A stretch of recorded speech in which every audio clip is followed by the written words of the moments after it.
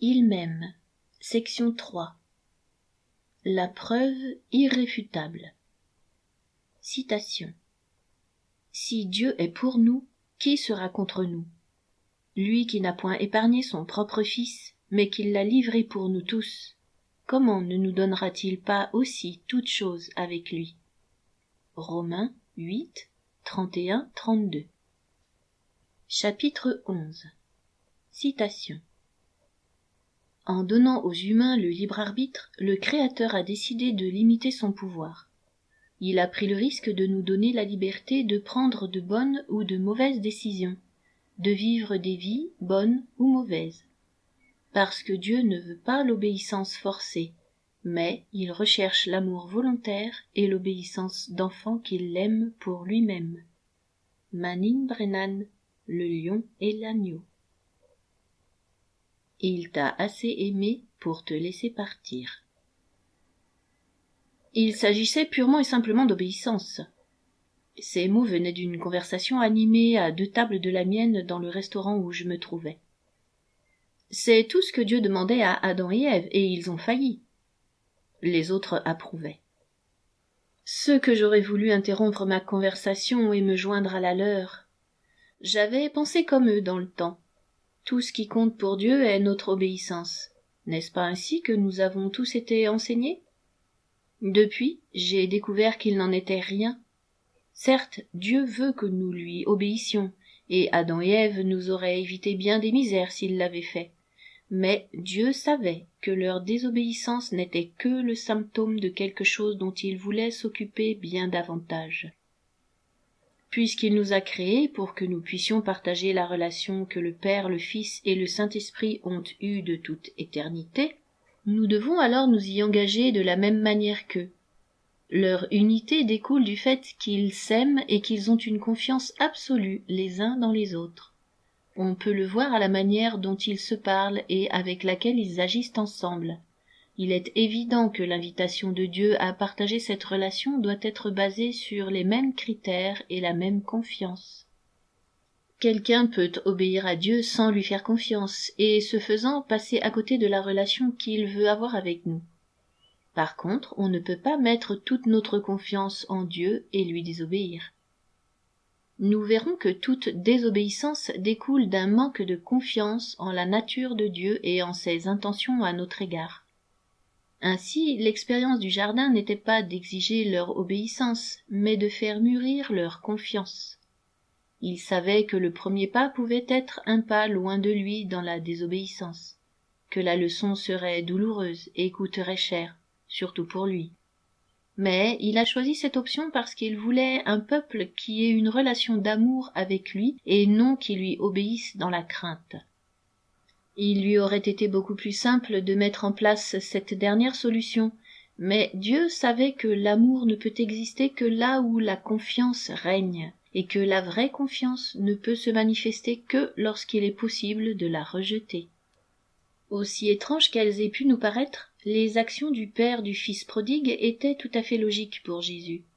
Il avait déjà vu cela arriver dans un jardin appelé Éden. Parce que son père avait pourvu à tout pour Adam et Ève, y compris à la liberté de vivre séparés de lui. Il leur donnait ainsi le plus grand cadeau que l'on puisse offrir, la possibilité d'avoir une relation libre et aimante avec le Dieu de l'univers. Il était davantage concerné par le moyen à utiliser pour les faire revenir à lui que par le fait qu'ils aient choisi de faire confiance à leur propre sagesse et qu'ils aient plongé la création dans l'agonie du péché.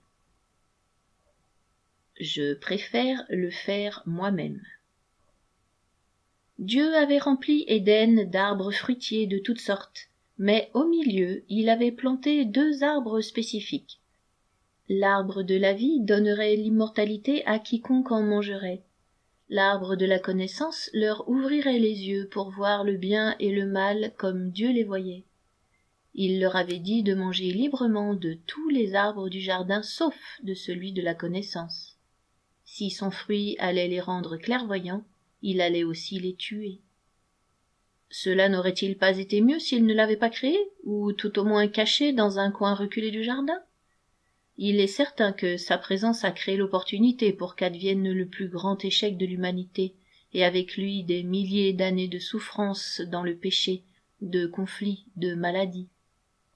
Cependant, Dieu n'avait pas planté cet arbre pour préparer notre mort, mais pour nous accorder la liberté qui devait donner un sens à notre relation avec lui. Il savait que quelle que soit la voie que choisiraient Adam et Ève, ce serait de toute manière le premier pas dans un chemin qui leur apprendrait à se confier en cet amour incroyable.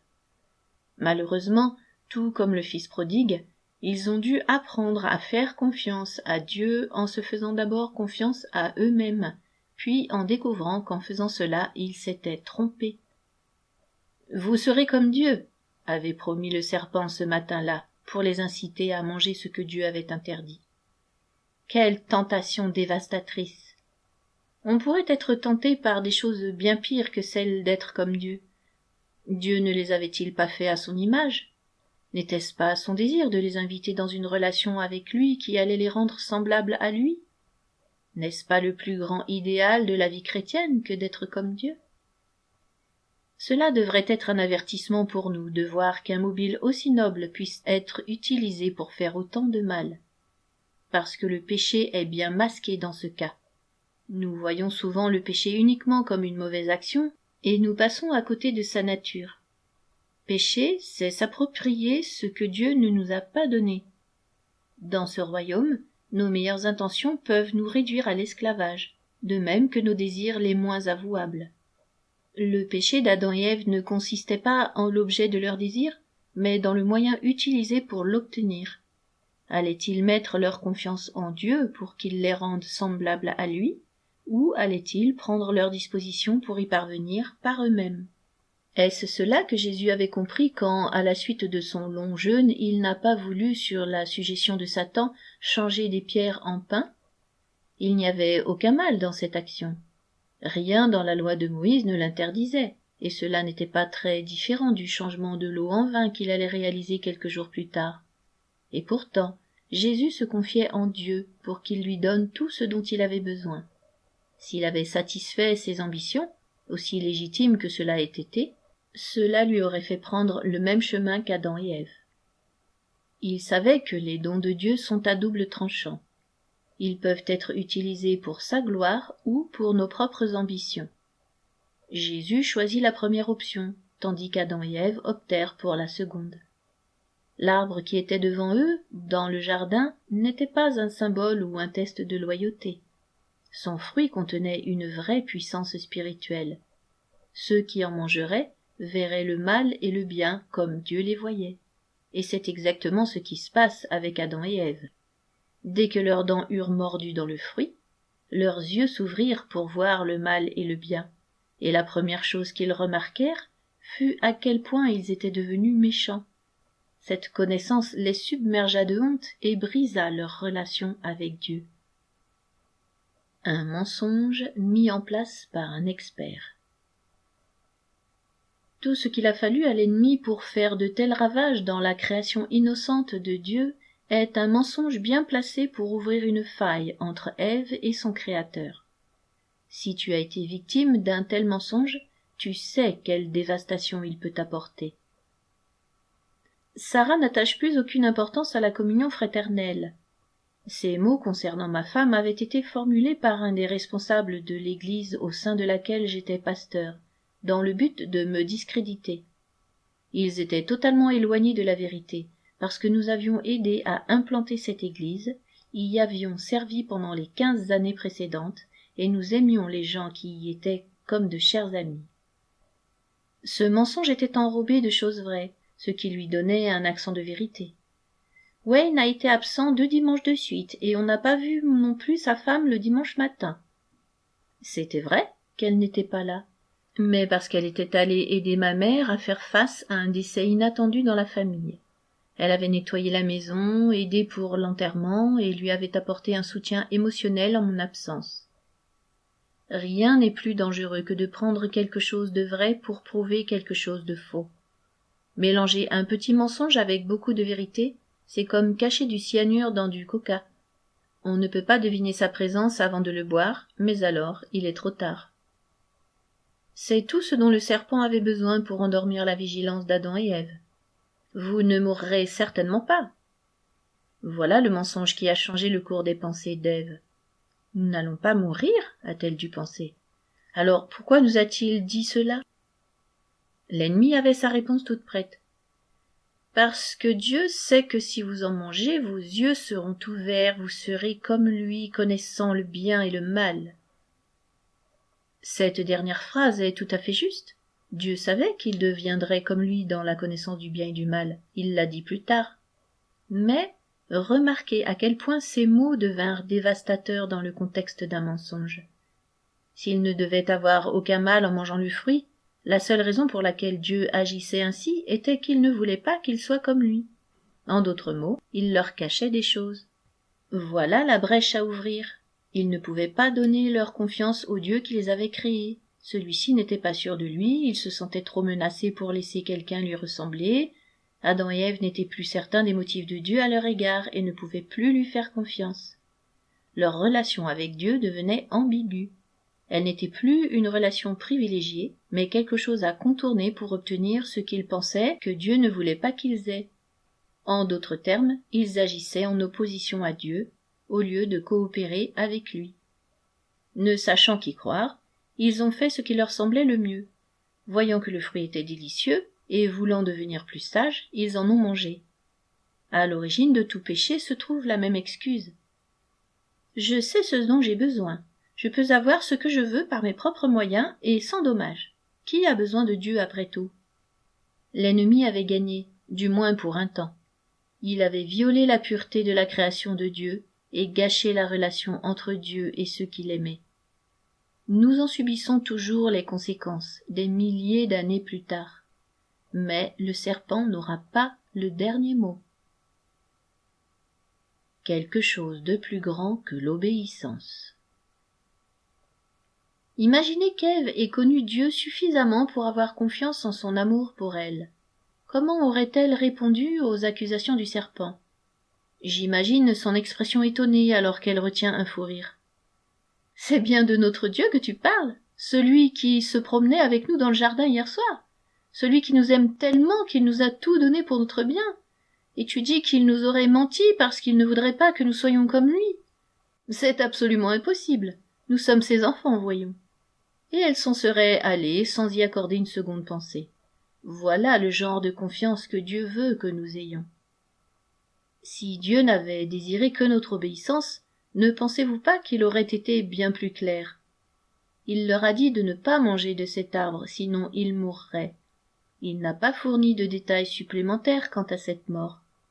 Il aurait pu leur préciser comment sa création serait détruite par l'introduction du péché, de la maladie et des relations brisées dans ce monde, que cela engendrerait des souffrances incroyables, non seulement pour eux, mais aussi pour les générations à venir. Il aurait pu leur dire que la seule chose dont ils avaient besoin était de manger premièrement de l'arbre de vie, afin de demeurer éternellement innocents dans sa présence. Mais il ne leur en a pas parlé. S'il l'avait fait, ils auraient pu être obéissants, mais non pas parce qu'ils lui auraient fait confiance. Ils auraient obéi parce que cela aurait servi leur propre intérêt. Dieu serait devenu l'instrument de leur propre accomplissement. Leur ego aurait toujours été au centre de leur choix, et ce même ego les aurait empêchés de découvrir la plénitude de la vie en lui. Non, Dieu ne l'a pas fait, parce qu'il voulait quelque chose de bien meilleur. Il n'a pas non plus interrompu le serpent pour réaffirmer la vérité. Après tout, il devait bien être là, non? Ou l'imaginez-vous occupé quelque part dans les cieux, le dos tourné en cet instant critique?